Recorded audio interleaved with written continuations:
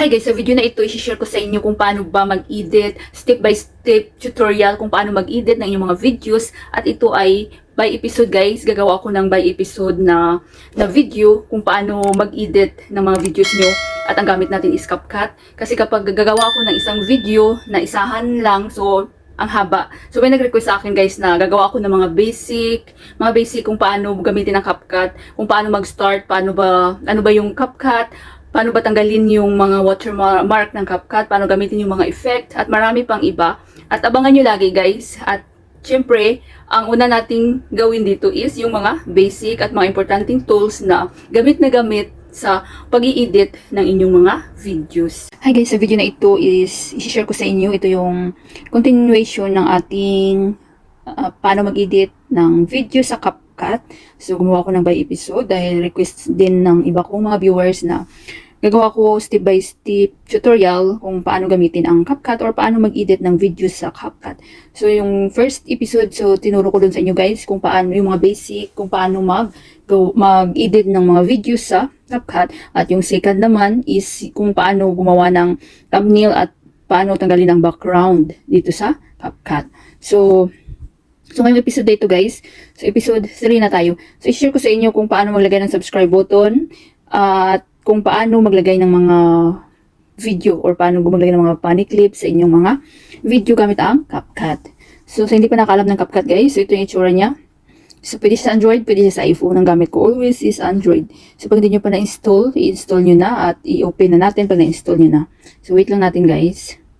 So pag na-open nyo ang CapCut, so ito yung lalabas. Nandito na tayo. Mayroon new project. Then, i-click natin ang new project. Then, mapupunta tayo sa ating gallery. So, mayroong video, may photos. So, dito tayo sa video. So, maghanap lang ako guys ng halimbawa ko sa inyo na video. So, halimbawa ito.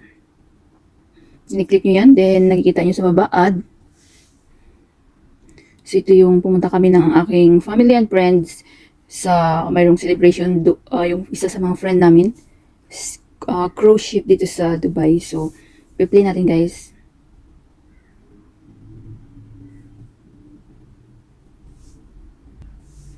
So, yan, tinanggal ko lang muna yung sound niya, yung audio na, para marinig niyo yung aking sasabihin. Then, dahil yung topic natin today is paano mag-add ng subscribe button. So, napakalaga guys na mag-add kayo ng mga subscribe button sa ating videos para ma-remind yung ating mga viewers na mag-subscribe sa ating YouTube channel. So, nakikita nyo itong overlay. Add overlay. Then, hanapin ko yung, so dapat guys, may na-download na kayo mga subscribe button. So, hanapin nyo lang sa YouTube guys at i-download nyo lang yung green subscribe button. So, sa akin, hanapin ko lang yung aking download. So, ito siya. Click nyo lang yan, then add. Then, nandito na tayo uli sa ating video. Hanapin natin guys ang cutout. So, andito na matatagpuan yung mga background at saka chroma key sa cutout. Click yung chroma key. Then, nakikita nyo itong parang bilog. I-adjust nyo sa pababa. Yan. Then, nakikita nyo intensity. I-adjust nyo lang siya guys. Ayan. Then, shadow. Adjust nyo rin ng full. Yan. Then, check. So, tingnan natin. O, di ba mayroon ng subscribe button. So, dapat i-ano din natin siya. Wait lang guys para marinig nyo kasi may sound na yung ating subscribe button. O, diba? Kasi yung aking audio dyan, original is mayroong copyright. So, kaya tinanggal ko muna. Then guys, namumove siya guys. Ayan. Saan nyo ba pwede pwesto? Sa gitna, dito sa taas, dito sa gilid, dyan, left, sa right, diba? So, kailangan din natin i-adjust. Pangit din pa masyadong malaki. So, walagay natin dito banda. Sa gilid. So, i-play natin guys.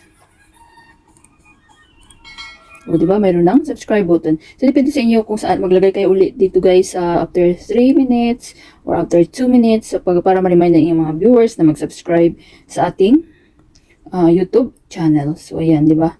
So, pag dito na kayo ulit, maglagay ulit. Yan. So, pwede ganun lang gawin nyo guys. Add overlay. Yan. Then, dapat may na-download na kayo, naka-ready na yung subscribe button. Click nyo lang yan. Then, add. Then, hanapin natin ang cutout, chroma key. I-adjust nyo lang parang bilog. Ayan, nakikita nyo guys yan. I-move nyo siya pababa. Then, may intensity. Full nyo lang siya. Shadow, full. Then, check. Yan. So, dapat dito lang siya sa gilid. Sa gilid ko lang siya ilagay, guys. Then, palitan natin gamit ang ating mga daliri. So, yan, di ba? Then, next natin na topic today, so, paano mag-edit sa CapCut. So, mag-antay guys ng mga funny clips. So, same video na lang din yung aking gamitin. So, itong video nyo, din mag-antay ng mga funny clip. Saan nyo ba gusto maglagay? I-estimate nyo lang guys. Halimbawa dito banda. I-stop nyo. I-pause nyo yung inyong video. Then, punta ulit tayo sa overlay. Then, video. So, halimbawa ito yung funny clip ko. So, na-edit ko na to yan. Then, nakikita nyo guys, add. Ayan. So, pwede nyo siyang i-full guys kung gusto nyo i-full na ganyan. Yan. O, diba?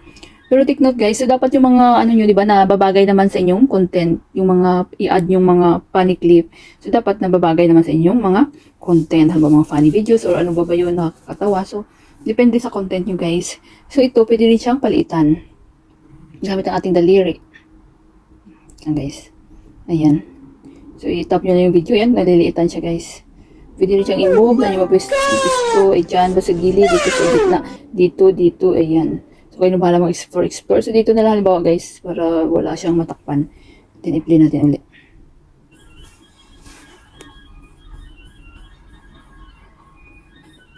Yan. Diba? Napakadali lang maglagay ng subscribe button at saka funny clip or pwede kayo mag-overlay ng kahit ano dito sa CapCut. So, pwede kayo mag-overlay ng mga photos, guys. So, ipapakita ko sa inyo.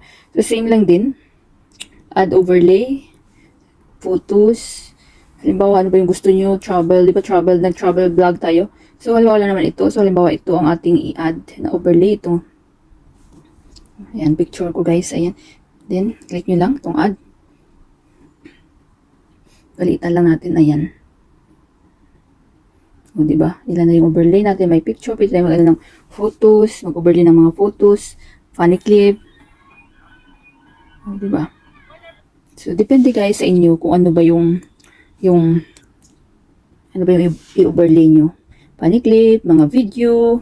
So, super dali lang guys. Ito kagandahan dito sa CapCut kasi napakadaming features niya na free lang na mapapaganda talaga ang inyong mga videos. So, halimbawa, mag-add tayo ulit ng overlay na video.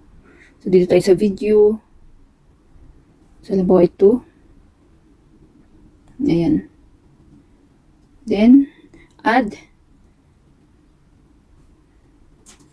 So, ayan, palitan natin guys. Ayan, napalitan siya, diba? Pwede siya mapalitan, ayan. So, i-add natin, halimbawa, ayan. Then, tanggalan na natin ng sound. So, i-click nyo na yung volume, then i-adjust natin 0. Diba? Overlay. So, ang galing talaga ng CapCut, guys. So, napakahaba ng ating overlay na video. Pwede nyo siyang i-split. Click nyo lang to. Kung saan ba yung kahaba ba yung overlay yung video. Then, i-split nyo lang. So, naturo ko na rin sa inyo dun sa episode 1. Then, delete. O, diba? So, yan lang kahaba. Yan, i-play natin, guys. O, diba? Yan. So, napakadali lang maglagay ng subscribe button, at saka mag-overlay, mag-add ng mga funny clip or mga photos sa ating video. So, pag okay na kayo guys, okay na lahat, then i-check nyo lang tong arrow. Ayan, i-click nyo lang yan guys. Sa akin, hindi ko na isi-save. Then, automatic na yan na masisave sa inyong mga gallery.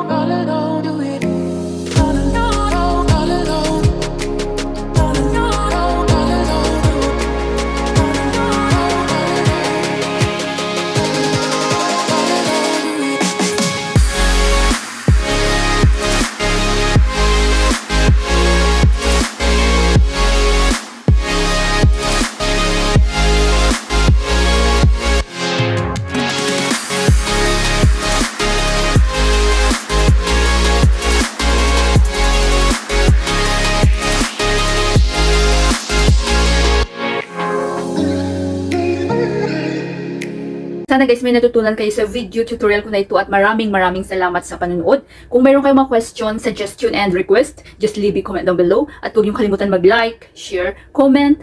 At kung hindi pa kayo nakapag-subscribe, i-click niyo lang ang subscribe button sa baba. At pakiclick niyo na rin ang bell notification para ma-notify kayo sa lahat ng mga videos na i-upload ko. Always be happy guys, be positive, avoid nega. See you next time!